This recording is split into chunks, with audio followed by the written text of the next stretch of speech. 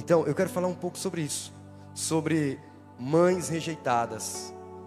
Eu quero falar sobre filhos rejeitados e o quanto Deus abençoa e pode fazer coisas grandes na vida dessas pessoas. Amém? Alguém aqui tem dúvida disso? Não? Que bom então, né? Vamos abrir nossa Bíblia? Olha lá, abre tua Bíblia aí. Gênesis capítulo 16, é onde tudo começa em nossa história.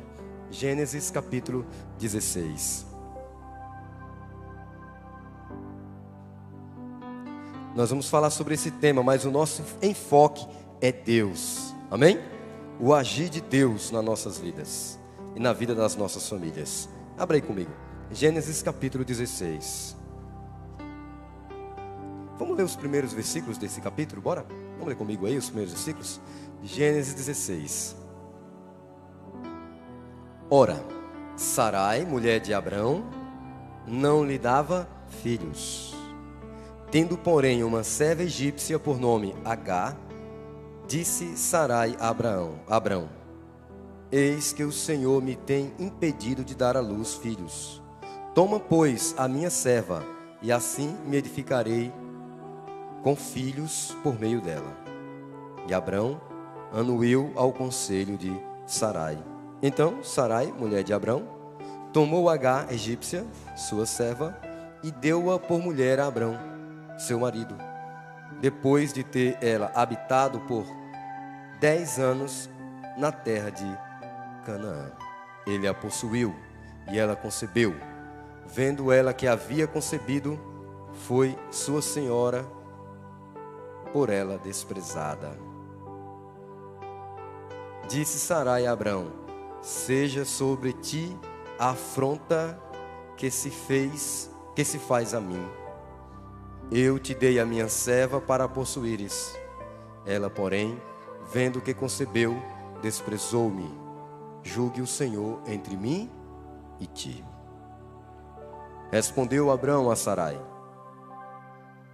a tua serva está nas tuas mãos. Procede segundo o melhor te parecer. Sarai humilhou-a e ela fugiu da sua presença.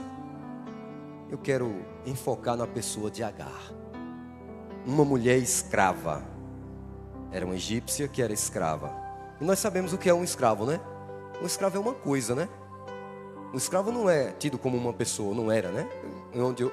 Eu sei que ainda existe escravidão no mundo, ainda é do mesmo jeito, né? O escravo não tem valor. O escravo é uma coisa, é um objeto, é um produto. É algo que você tem, que você vende, que você descarta, que você faz o que quer com ele. Não é assim? E ela era isso. Agar era só uma escrava. O nome Agar significa fugitiva. Mas o seu nome é sinônimo de sofrimento, de dor, de abandono, de injustiça. Vamos se colocar no lugar de Agar um instante. Uma mulher que não tinha um pai para defendê-la. Correto, Deus, era uma escrava, né? Mesmo que o pai dela fosse vivo, não podia defendê-la. Não tinha um pai para defendê-la, não tinha uma mãe para ampará-la, não tinha irmãos que pudessem estar com ela. Poderia até ter, mas era irrelevante. Então vamos julgar que ela não tinha pai, mãe, parente, amigo. Ninguém podia fazer nada por ela. Ela era um objeto nas mãos daquela família onde ela havia sido colocada. E ela foi comprada para quê? Vamos imaginar, para que ela foi comprada? Ela foi comprada para fazer a comida, a refeição, correto? Para lavar o chão, não é isso? Lavar o chão.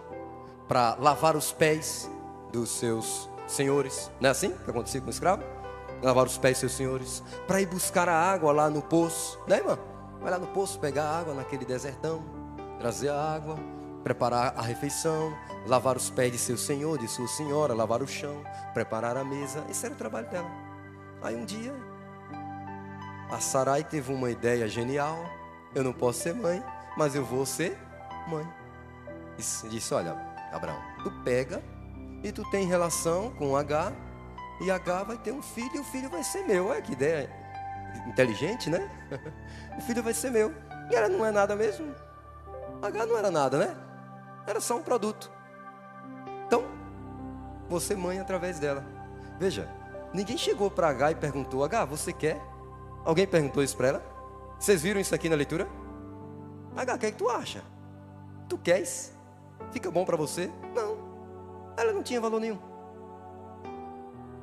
Não tinha absolutamente valor nenhum. Então Agar se tornou barriga de aluguel.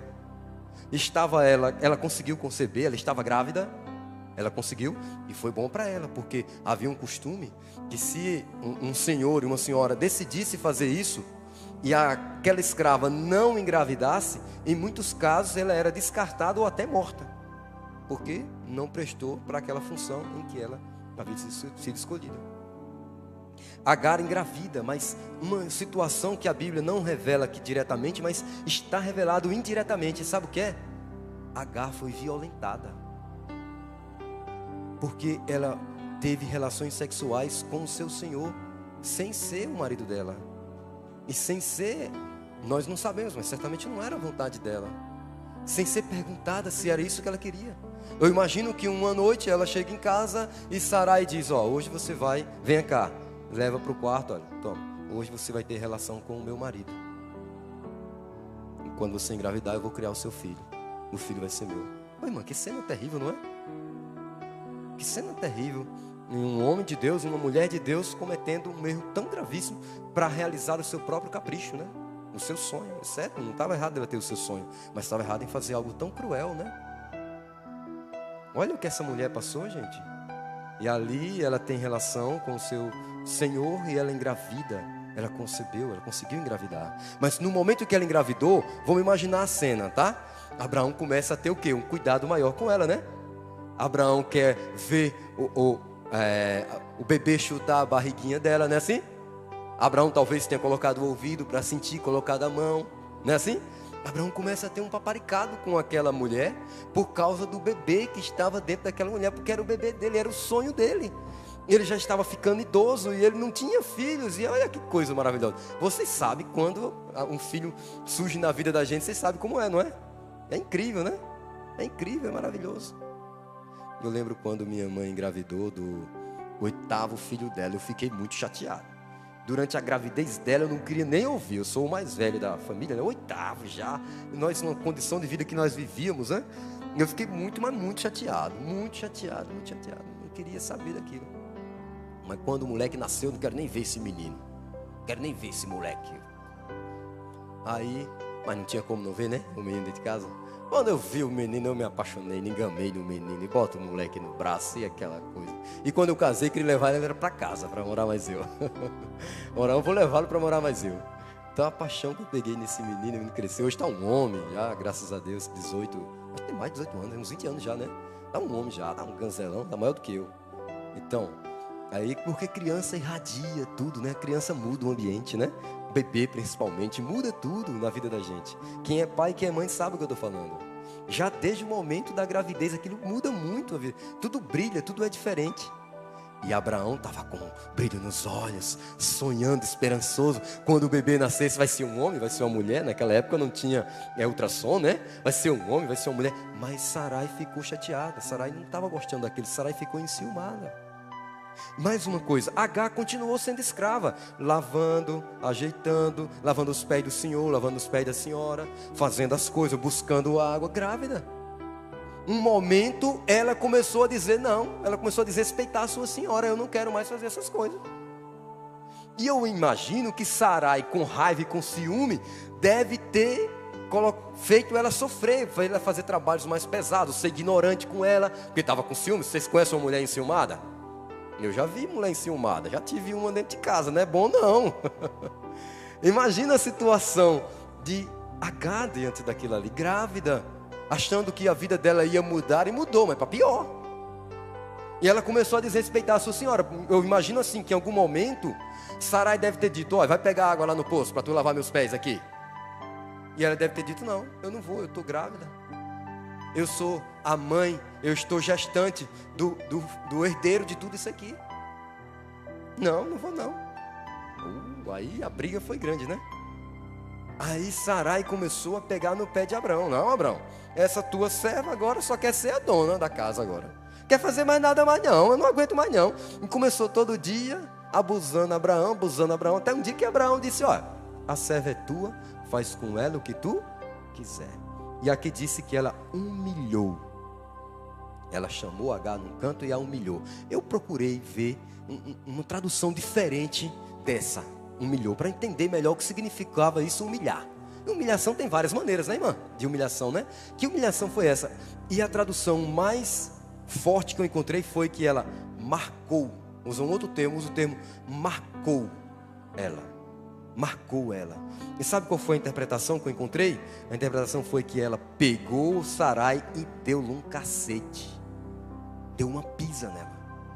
Isso é mais cruel quando a gente imagina, serva de Deus, que Agar estava grávida. Então Agar levou uma pisa que ficou marcada. Ela pegou uma vara, eu estou imaginando, tá, gente? Ela pegou uma vara e deu-lhe uma pisa que ficou as marcas nela. Oh, que vida é essa de Agar, não é, gente? Pensa direitinho, que vida é essa de Agar? Escrava, sem família, sem nada, sem valor. Agora está numa família, é violentada, engravida, pensa que as coisas vão melhorar. Ao invés disso, ela apanha, que fica marcada enquanto ainda está grávida. Eu não sei de quantos meses, não sei se estava com barrigão, com barriguinha ainda pequena, mas ela levou uma pisa que ficou marcada. Ela poderia ter perdido aquele bebê. Talvez a intenção de Sarai tivesse sido essa, né? Bem, eu sei de uma coisa, uma mulher enciumada, até o roxo lá tem medo dela, porque mulher enciumada é... Bem, Agar não aguentou aquela situação e fugiu. Nós vemos isso aqui na história. Ela fugiu para onde? Para o deserto. Mas como é que ela vai viver no deserto? Como é, homem de Deus, que ela vai viver no deserto? Grávida, sem nada, uma vida no deserto. Como é que vive no deserto? O que planta não nasce. Não é assim? O que planta não nasce. E ela vai ter que viver talvez de caça. Caçar animais que moram ali no deserto. E que vida, como seria essa vida dessa mulher? Com um barrigão, seu filho ia nascer, não tinha uma casa, não tinha estrutura, não tinha nada. Ela fugiu. E depois de ela ter fugido, ela recebeu uma visita. Era a visita de um anjo. Amém? Era a visita de um anjo. Vamos ler comigo? Verso 7. Vamos ler comigo aqui no verso 7. Tendo-a achado o anjo do Senhor. Veja que está em letra maiúscula, porque é o próprio Jesus quem vem aqui. Tendo achado o anjo do Senhor junto a uma fonte de água no deserto, junto à fonte do caminho de sul, disse-lhe: Agar, a serva de Sarai, de onde vens e para onde vais? Ela respondeu: fujo da presença de Sarai, minha senhora. Então lhe disse o anjo do Senhor: volta para a tua senhora e humilha-te sob suas mãos. E humilha-te sob suas mãos. Nossa, que palavra difícil, hein? Volta para a tua senhora e humilha-se sob suas mãos. Verso 10. Disse-lhe mais o anjo do Senhor: multiplicarei sobremodo a tua descendência, de maneira que por numerosa não será contada. Disse-lhe ainda o anjo do Senhor: concebeste e darás à luz um filho, a quem chamarás Ismael, porque o Senhor acudiu à tua aflição. Ele será entre os homens como um jumento selvagem. A sua mão será contra todos, e a mão de todos contra ele. E habitará fronteiro a todos os seus irmãos. Verso 13. Então ela invocou o nome do Senhor, que lhe falava: tu és Deus que vê. Pois disse ela: não olhei eu neste lugar para aquele que me vê. Por isso, aquele poço se chama Ber-Lairoi. Está em Cádiz e Barneia. A palavra Ber-Lairoi significa o Deus que me vê. Amém? O Deus que me vê. Ela saiu abandonada. Vamos imaginar o que ela pensou. Abandonada, marcada, com uma dor enorme no coração, uma perspectiva de qual será o futuro do seu bebê, uma perspectiva sobre sua vida, como que vai ser, como será a família dela. E no meio de tanta dor, ela deve ter pensado: meu Deus do céu, para que o Senhor me colocou no mundo? Sem um pai, sem um irmão, sem uma família, sem ninguém para me ajudar, sem ninguém para me defender. Grávida, no deserto, marcada, machucada. Que família o Senhor tem reservado para mim? Ela chorava desesperada, junto ao poço, pensando, o que vai ser da minha vida agora? Você já teve numa situação assim como essa? De chorar desesperado, pensando, meu Deus, o que vai ser? Não tenho ninguém por mim. Sabe, quando a gente passa um sofrimento, a gente vai ao pai, à mãe, né? Um irmão, um amigo. Sarai não tinha ninguém. Só tinha um deserto por si.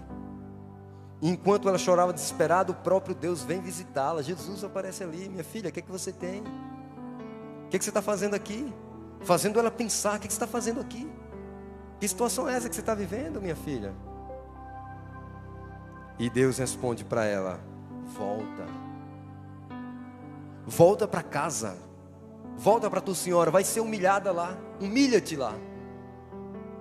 Não se preocupe, porque eu vou fazer do seu filho uma grande nação, amém? E ela encontrou ânimo. Sabe por que ela encontrou ânimo, homem de Deus? Porque o pai não podia vê-la, os amigos não podiam vê-la, os parentes não podiam vê-la, os irmãos não podiam ver, o marido não via ela, mas Deus via ela. Amém?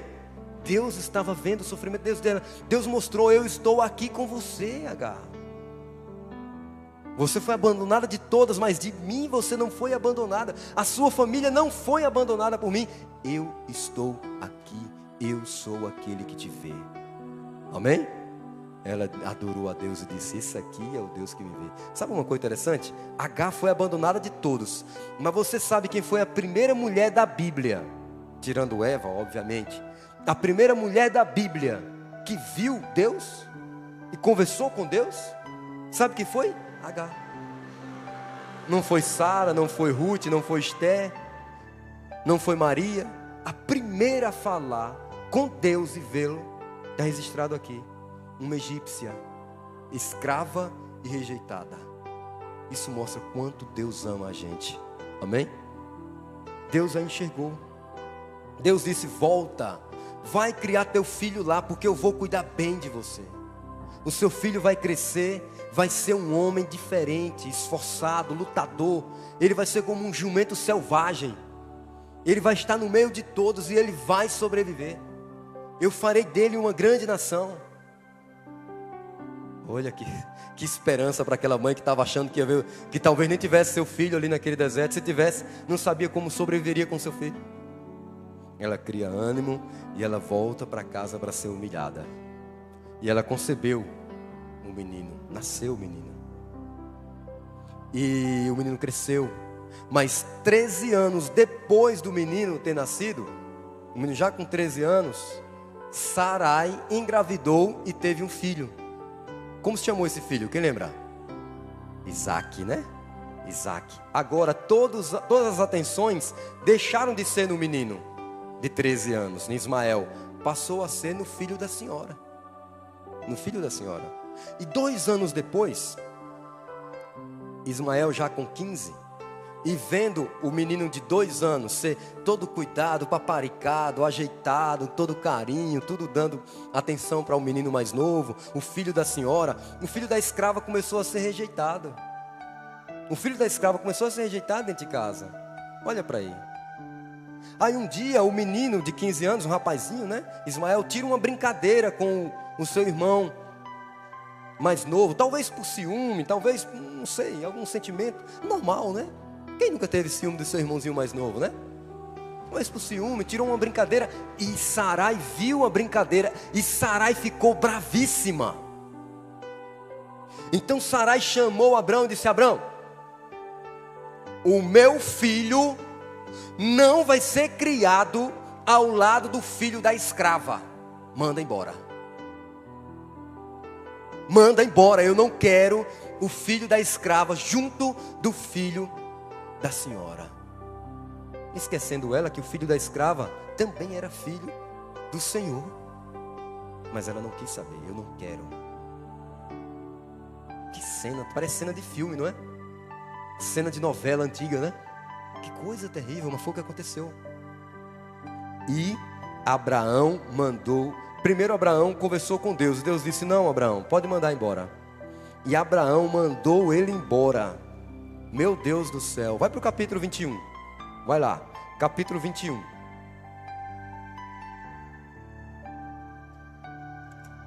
Deixa eu abrir aqui. Abraão mandou ele embora. E olha só o que foi que ele levou. Capítulo 21.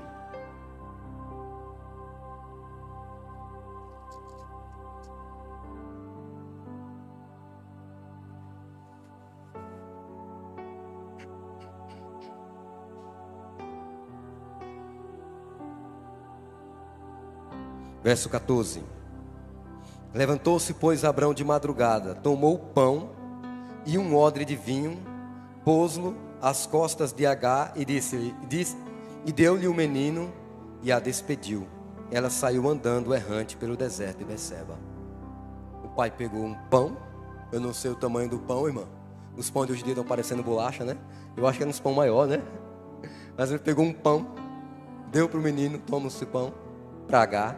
Pegou um odre, um jarro com água, tome esse jarro, botou nas costas dela, pega teu menino. Eu quero que você pare um pouquinho para você pensar no sentimento de Agar aqui agora. Pense na vida dela, escrava, sem pai, sem mãe, sem amigos, sem irmãos, sem nada. Faço questão de repetir. Violentada. Engravida, ainda grávida, toma uma surra da senhora. Volta, passa 15 anos se humilhando a sua senhora, porque Deus disse vai e se humilha. Ela volta para se humilhar, achando que Deus ia resolver tudo para ela. Não resolveu. Passou 15 anos se humilhando. Depois de 15 anos se humilhando, ela está com seu menino e o pai de manhã cedo, de madrugada, chama ela, seria marido, né? Chama ela, dá um pão, um pouco de água ao deserto. Toma teu menino. Um pão e um odre de água no deserto dá para quê, gente? Dá para morrer, né? Vai morrer mais longe, né, irmã? Vai embora. Ela pegou o menino de 15 anos, já um rapaz, né? Rapazinho, sumiu pelo deserto. Ali estava ela de novo no deserto. Não grávida mais, mas com seu filho de 15 anos. Cadê as promessas de Deus? Cadê, irmão, as promessas de Deus? Onde estão? Onde estão as promessas de Deus? Ela seguiu. A Escritura Sagrada vai dizer que a água vai acabar, o pão vai acabar, e ela continua na sua viagem, procurando um jeito de sobreviver no deserto. Até nós podemos imaginar o momento em que o menino começa a chorar com fome. Mãe, eu estou com fome, não aguento mais andar. Eu preciso comer. Mãe, eu estou com fome. Não sei quantos dias tinha já dessa andada dela. E até agora sem esperança. Ela viu que não tinha mais jeito. E ela vai deixar o menino num canto. Vamos ler comigo? Verso 15. Tendo acabado a água do odre, colocou ela o menino debaixo de um dos arbustos. E afastando-se, foi sentar-se defronte, à distância de um tiro de arco. Porque dizia assim: assim não verei morrer o menino. E sentando-se em frente dele, levantou a voz e fez a única coisa que ela poderia fazer: chorou. Deixa o menino longe, pelo menos eu não vejo ele morrer, né? Eu acho que a dor maior para uma mãe do que a dor da morte é a dor de um filho morto, né, gente? Que terrível, né? Ela deixou o menino ali, chorando num canto, e foi chorar em outro canto. Deus, porém, ouviu a voz do menino. Olha o que diz o verso. Deus, porém, ouviu a voz do menino. E o anjo de Deus chamou do céu a Agar e lhe disse: que tens, Agar? Não temas, porque Deus ouviu a voz do menino, daí onde ele está. Amém? Esse verso é bonito. Deus vem, fala com ela. O que está acontecendo contigo? Por que tu está chorando? Não temas. Eu ouvi a voz do menino. É bonito isso. Mas tem uma coisa. Aqui disse que Deus ouviu a voz do menino. Deus não ouviu a voz dela, ela também estava chorando. O menino chorava de fome, ela chorava de desespero. Pela vida que ela tinha e pela a perspectiva do que ia acontecer na vida dela. Mas Deus não ouviu ela. Deus ouviu o menino, não ouviu ela. Por que Deus não ouviu ela?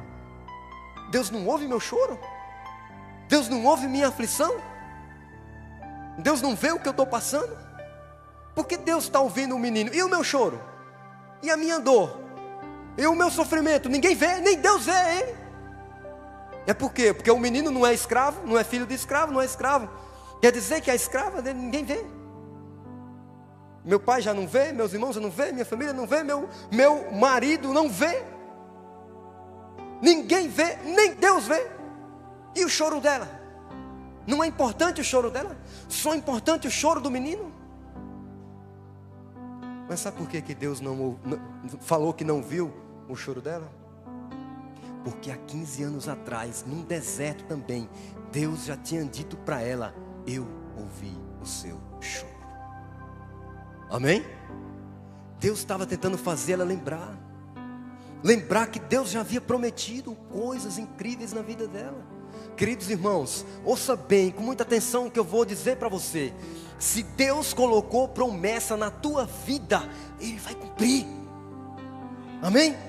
Ele prometeu para ela: vai, volta, eu vou cuidar de você, eu vou cuidar desse menino. Eu sou o Bela Herói, eu sou o Deus que te vê, eu estou te vendo.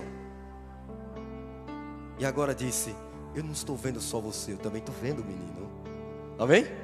Eu também ouvi o choro do menino. Não se preocupa, eu estou aqui. Você está esquecido de 15 anos atrás, quando eu te disse? Meu irmão, eu queria chamar você, a sua atenção, para você voltar a sua mente ao passado. Sabe, talvez eu esteja falando para pessoas aqui que estão passando esse momento, não igual ao dela, mas momentos difíceis, momentos de incerteza, momentos que fica se pensando como é que vai ser, momentos em que a família não vai bem, momentos em que você pensa como vai ser a criação de meus filhos, momentos que você pensa como é que vai ser amanhã, como é que vai ser depois. Talvez eu fale para você que está sentindo isso, mas eu quero te fazer um pedido: volte o seu pensamento para trás. Amém? Volte o seu pensamento lá atrás, nas coisas que Deus fez na sua vida, nos grandes milagres que Ele já realizou, nas muitas promessas que Ele te deu. Se Ele te prometeu, Ele vai cumprir. Amém? Irmãos, eu quero dizer uma coisa para você. Quando você estava no hospital chorando, porque ninguém estava te vendo, sabe quem te viu lá? Deus, porque Ele é Bela Herói na tua vida. Quando você estava lá no seu quarto chorando, para que seus filhos não vissem, seus pais não vissem, sabe quem viu? Deus, porque Ele é Bela Herói na sua vida. Amém? Quando você estava desesperada pela perda, ou pela perspectiva da perda, deixa eu falar uma coisa para você: ninguém viu, mas Bela Herói viu. Amém? Deus viu. Sabe a fila da lotérica? Quando você chegou na fila e pensou: meu Deus, quando eu tirar isso aqui, quando eu tirar esse dinheirinho, que eu pagar as contas, o que vai sobrar? E você ali na fila da lotérica pensando, na fila do banco pensando: meu Deus, como é que vai ser? Esse dinheiro não vai dar para cobrir as minhas necessidades. Lembre-se, Bela Herói está vendo. Amém? O seu Deus, o Deus a quem você serve, é Bela Herói. É o Deus que te vê, é o Deus que tudo vê. Amém? É o Deus que tem promessas na tua vida, é o Deus que está contigo, é o Deus que não te abandona. Agar precisou voltar para o deserto para lembrar disso, mas ela não precisou sair do deserto mais. Deus não mandou ela sair mais do deserto. Ela disse: filha, ele disse: filha, está vendo esse deserto onde você está aqui? É aqui que eu vou te fazer crescer. Amém? E eles permaneceram no deserto e formaram uma família, os dois. Depois ela deu uma esposa para o seu filho, e ele teve filhos e filhos e filhos dos filhos dos filhos, e a geração cresceu e chegou a ter 12 príncipes, antes mesmo de Israel, descendente de Isaac, descendente de Abraão, dos seus parentes, ter um rei. Eles tiveram 12 príncipes. Amém? Olha as promessas de Deus na vida de uma escrava, as promessas de Deus na vida de uma mãe solteira, as promessas de Deus na vida de uma família deturpada e destruída, sem perspectiva. As promessas de Deus na vida de uma mãe sozinha com um filho morando no deserto. Olha como Deus cumpre as promessas dele na vida da gente. E que promessas Deus tem para cumprir na sua vida, meu irmão? Eu quero ler com você um verso. Capítulo 21. A partir do verso 17. Vamos finalizar com esse texto. A partir do verso 17. Lê comigo aí. Não, eu vou ler logo o verso 20. Para nós concluirmos. Verso 20. Capítulo 21, versículo 20. Está escrito assim. Deixa eu encontrar aqui. Deus estava com o rapaz que cresceu, habitou no deserto e se tornou flecheiro. Amém? Eles moraram lá no deserto. Mas lá no deserto Deus estava com ele, Deus cuidou dele e ele se tornou um flecheiro. Quem foi que ensinou ele a caçar? A fazer o arco, fazer a flecha, a matar os animais para alimentar ele e a sua mãe? Quem foi que ensinou ele? Foi Abraão? Não. Quem foi que ensinou ele? O próprio Deus ensinou ele. O próprio Deus deu habilidade para o menino crescer. Sabe, às vezes você está pensando nisso. Meu Deus, como é que eu vou criar meu filho? Deus vai criar teu filho, meu irmão. Amém? Deus vai criar teu filho. Eu preciso dizer uma coisa para você. No meio da angústia e da aflição, nós temos direito a muita coisa. Só não temos direito de desistir. Deus não nos deu esse direito de desistir. Deus não nos deu. Ele nos dá o direito de chorar, de reclamar, de espernear, de achar ruim. Todo o direito você tem. Agora desistir não. Muito menos da sua família. Muito menos dos seus filhos. Nós não temos esse direito. Deus não nos deu esse direito. H havia desistido. Estava chorando, angustiada, sozinha, se questionando, se queixando.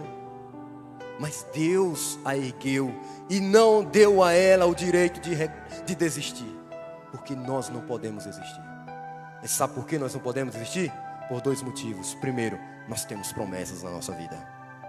Dê uma glória a Deus aí, irmão. Deus tem promessa na nossa vida. Segundo, Deus, o nosso Deus é Belai-Roi, o Deus que nos vê, o Deus que está conosco, o Deus de todos os momentos. Ontem eu dizia na casa de uma irmã, Deus não é apenas o Deus da multidão, Ele é o Deus de cada um de nós. Amém? Guarde isso no seu coração, meu irmão. Olha o que aconteceu com ela. Agora a gente vai ler os versículos a partir do verso 17. Vamos ler. Deus, porém, ouviu a voz do menino e o anjo... nós já lemos esse verso. Vamos ler o versículo 18. Ergue-te, levanta o rapaz, segura-o pela mão, porque eu farei dele um grande povo. Verso 19. Abrindo-lhe Deus os olhos, viu ela um poço de água, e indo a ele, encheu o odre, de água o odre, e deu de beber ao rapaz. Amém? Ela estava sem esperança, parada e chorava. Mas tudo o que ela precisava fazer era enxugar as lágrimas e seguir em frente. Enxugar as lágrimas e seguir em frente, porque na frente dela havia um poço.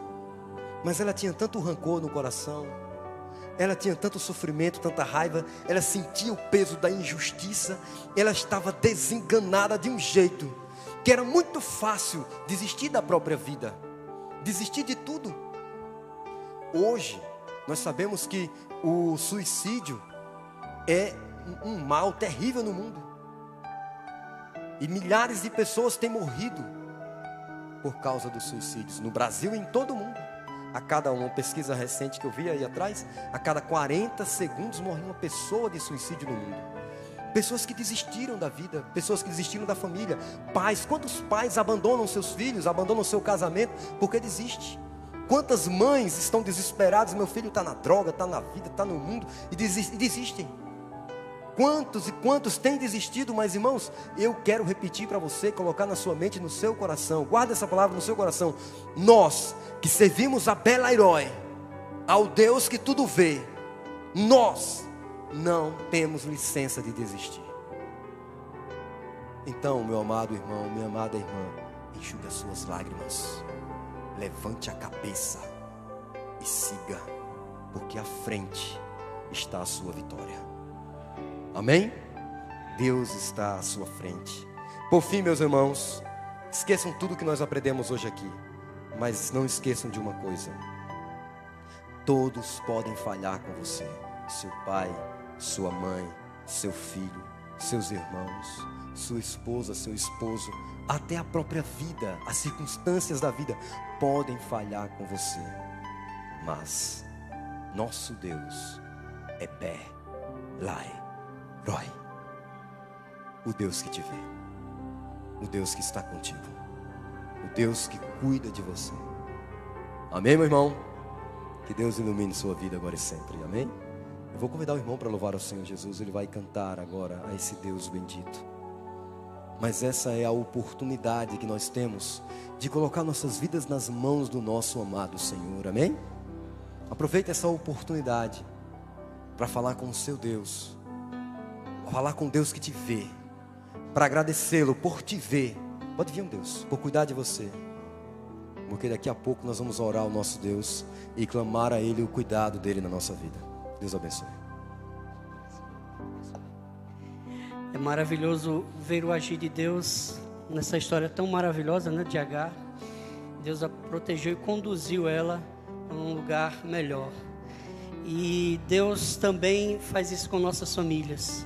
Mas para que Ele haja, é preciso que nós deixamos Ele agir em nossas vidas. Ele jamais vai entrar como intruso, né? Mas para que isso aconteça, para que o agir de Deus aconteça, é preciso Ele ser colocado em primeiro lugar na minha vida e na vida da sua família, das nossas famílias. Então Deus, use-nos cada vez mais. Vamos continuar louvando e adorando o nosso Deus.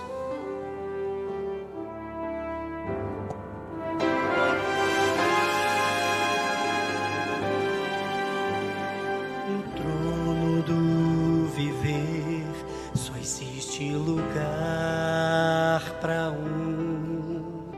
lugar de quem governa todo o ser. No trono do viver só pode haver um Senhor. Se forem dois, um será amado e o outro rejeitado. Vem, decide agora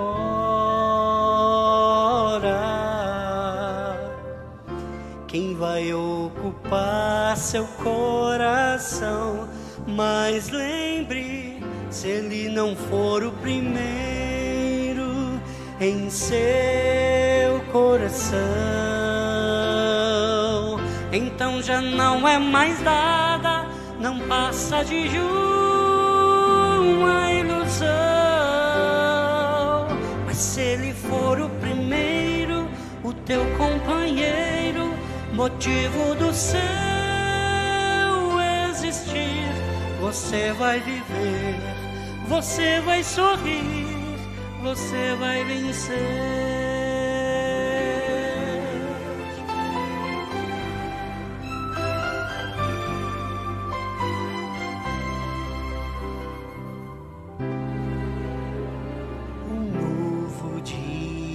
Vai nascer pra você e pra mim. Depende de aceitar Jesus no viver. É hora de beber da fonte da vida. Você verá que em Jesus existe plena alegria. Vem, decide agora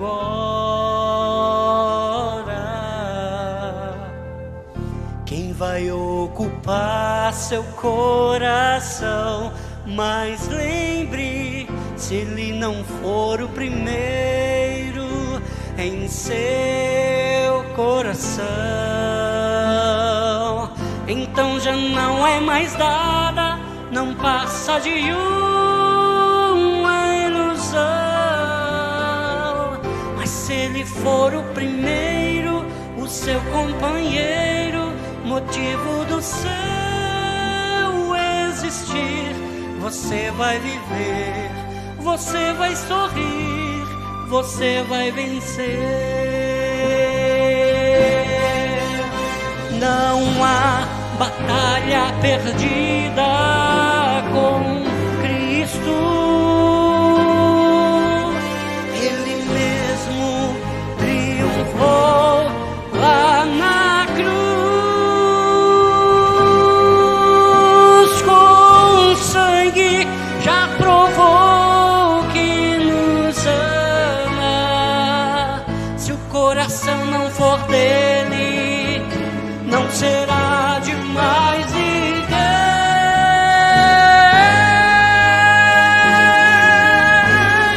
Se ele não for o primeiro em seu coração, então já não é mais dada, não passa de uma ilusão. Mas se ele for o primeiro, seu companheiro, motivo do seu existir, você vai viver, você vai sorrir, você vai vencer, você vai viver, você vai sorrir, vai vencer.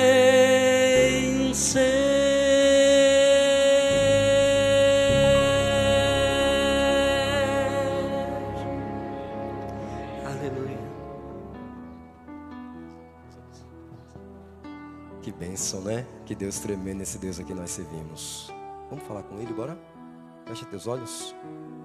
Ó Deus, querido Deus, Deus dos aflitos, Deus dos rejeitados, Deus daqueles que não são vistos pelos homens, Deus dos afligidos, dos famintos, Deus dos necessitados, Deus que tudo vê, Deus que nos vê, Deus que nos acompanha nas nossas angústias, Deus que nos olha embora não mereçamos, Deus que estende as mãos para abençoar, para curar, para salvar, para honrar, mesmo que sejamos tão pequenos.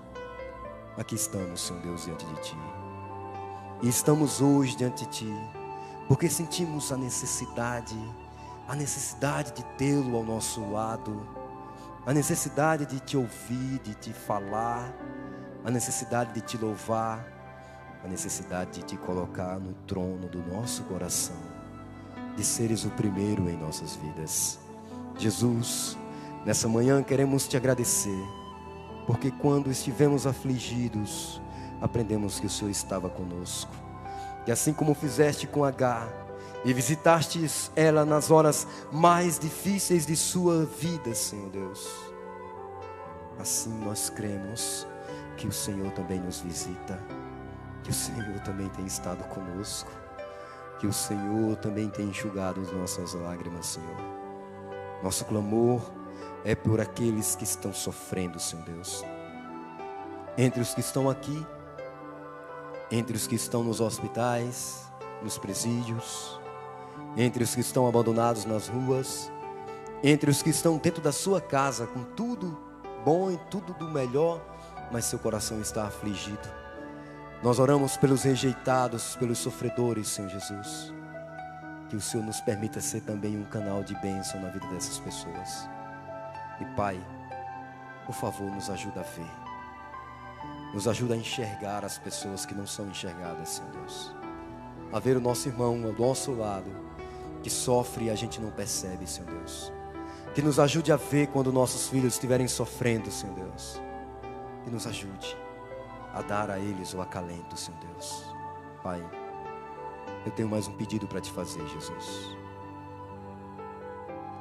Agar foi rejeitada pelas pessoas que eram a Tua igreja naquele tempo, Senhor Deus. As pessoas que eram os líderes da Tua igreja, os pais da Tua igreja, naquele tempo, Senhor Deus, não enxergaram aquela escrava, Senhor. Antes a humilharam, antes a marcaram, a feriram, a expulsaram. Pai, será que existem pessoas que nós como igreja temos feito a mesma coisa? que como igreja não temos observado, que como igreja temos rejeitado, expulsado, expurgado, marcado negativamente.